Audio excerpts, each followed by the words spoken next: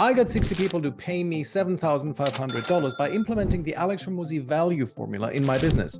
And in this video, I'm going to show you step by step how you can do the same. By watching this guide, you will know exactly how you can implement the formula in your business, why it might not have worked for you if you've already tried to implement it, and how to get more clients, close them easier, and get that reliable stream of revenue that comes with it. This is the Alex Hormozi value equation. Value is dream outcome times likelihood of achievement divided by time delay times effort and sacrifice.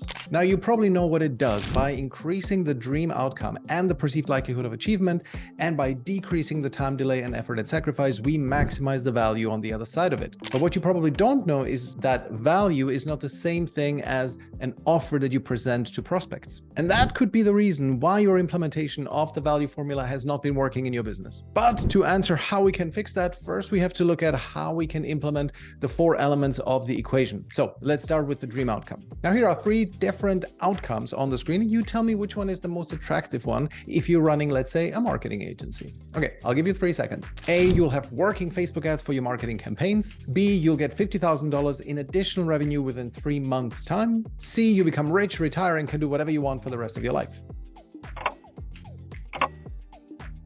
So which one did you pick? And the right answer is C. And no, it's B.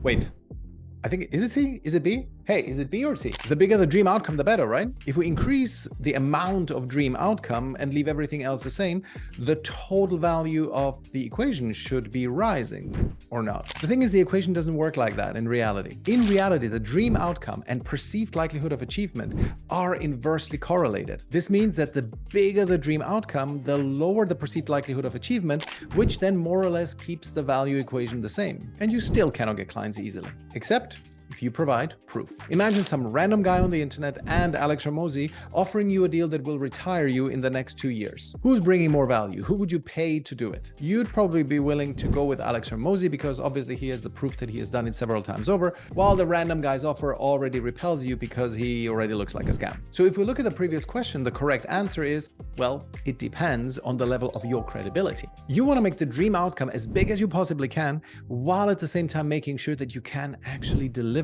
If you don't, probably sound like a scammer. So after you're done with the first step, selecting a dream outcome that is achievable, then let's move on to the next one, and that is increasing the perceived likelihood of achievement. Here's a couple of ways to do it and a couple of mistakes that people make when they're implementing them. Number 1, case studies and testimonials.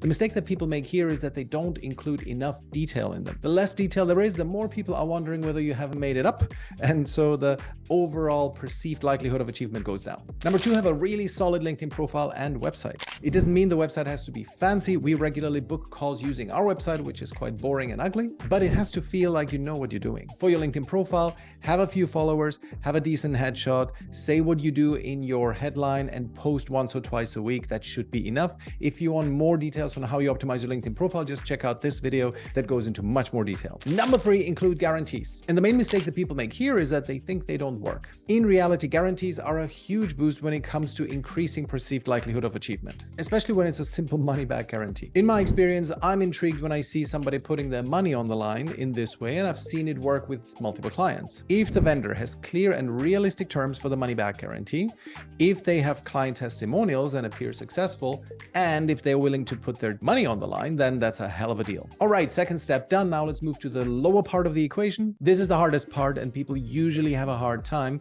lowering the time delay and effort and sacrifice, especially because they think that they may have to revamp their entire business. Now, the sad thing is that the lower part of the equation has a much bigger effect on the end result. If you set the upper part to 900 and you divide it by 1, well, then you get 900. But in theory, if you put any value at the top of the equation and you have 0 or 0.001 at the bottom, you in theory get infinite value. And that's why businesses like Amazon are so valuable. Little effort to order and almost no time delay in getting what you want, close to infinite value. The problem is that businesses like Amazon are 1 in a million, and the chances of you or me creating one are pretty slim. slim. But I actually found a workaround. The offer that got me 60 clients at 7.5K is one that had a considerable time delay and effort and sacrifice, but it still got me 60 clients. The thing is, people don't process all decisions logically. They process them emotionally. And the prospect you're selling your service to usually isn't afraid of the actual time delay and the actual effort and sacrifice. They are afraid of the emotional pain that these two factors might produce. Here's an example from the New York subway. Before 2006, New York City residents were pretty unhappy with how the subway operated,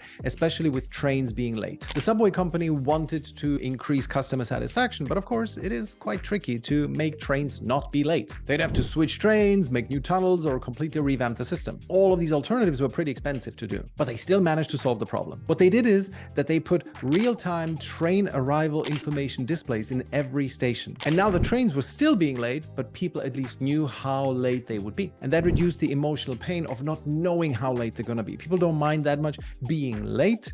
They mind not knowing how late they're going to be. And that made a huge difference in customer satisfaction. Step 3, the more you can actually reduce the time delay to results, the better. If right now the average time to result for your client is 3 months, is there some way that you can make it 3 weeks? If physically it is possible, then set that expectation and figure out what you would have to do to get that result for your client. This will increase the value of your equation. But on the other hand, if you cannot do that, just reduce the pain associated with the time delay and the effort and sacrifice. For example, by introducing milestones and making sure that you manage expectations with the client so that they always know where they are in the process. This will turn their time waiting into something more agreeable, and they will have a feeling that they are experiencing progress. Step 4, now that we have reduced or perceived reduced time delay and effort and sacrifice, remember how in the beginning I said that value and offer are not the same. This is where most people mess things up. Value is basically an idea of what you bring, but it is not concrete. Offer is value translated into words so that your customer can understand it. This is my offer. I help consultants and marketing agencies solve the problem of client acquisition forever. After investing 250 hours following our playbook, you will have created organic client acquisition systems that will add 15K to your monthly revenue, that can scale you up to 40K monthly revenue in the 6 months after, and that you can run with 3 to 5 hours of your work per week, and that cost you between 10 to 20% of your revenue. Every single one of our 120 clients who has implemented these systems has had a 300% ROI on their investment with us within 6 months, and much more thereafter. On our website, we have many client testimonials and in-depth case studies. We're so confident that if you don't make 50K in 6 months using our systems, we give you a full refund of what you invested with us. But here's the problem. You cannot talk about your offer in the same way everywhere. A LinkedIn headline, for example, is giving you a character limit of how much you can say. In a pitch to a client, you have to go into a little bit more detail where you show them the exact terms and conditions. And finally, at the end of a video, you need like a pithy one-liner to summarize what is it that you do. This is why I use 6 levels of translating value into an offer. From a one-liner to a fully fledged contract. Your offer is basically made out of who you help, what's the outcome, how you achieve it, how long it's going to take, and what the client has to do to achieve it. Here's how to translate your offer into all 6 levels. Level 1 is the one-liner that also serves as your company mission. In our case, it's we solve your client acquisition problems forever. And you can use this one-liner as a sign-off in your videos. Level 2 is your LinkedIn headline and something that you can say when people ask you what you do. Oh, I help B2B consultants and marketing agencies build client acquisition systems to add 30-40K to their monthly revenue so that they can stop depending on referrals. Level 3 is a cold email and LinkedIn in-mail, a short pitch. A pitch that grabs the attention of a reader, reveals a little bit about your offer, but mostly teases the video that we sent along with the cold email or in-mail so that people want to learn more. Level 4 is the elevator pitch, 120 words, maybe 30 seconds, and something that contains all the 4 elements of the value formula.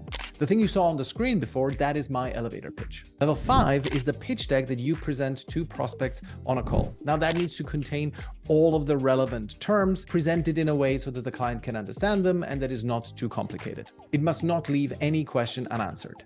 And finally, level 6 are the T's and C's that you give them to sign before they start working with you. It is the offer turned into legally binding language. Each level includes a more in-depth explanation of what you do and how you do it. So now that you have your offer ready, you're going to get clients banging at your door in no time, right? Probably not. The thing is, your offer is only one part of the problem. And if you don't fix the other part of the problem, then you will still struggle to get new clients. What is the other part of the problem is, of course, not putting your offer in front of enough people every day. If you want to fix that, just watch the next video where I can show you how I used cold email to put my offer in front of many people, which generated me all of this in just a few months. I see you in the next video.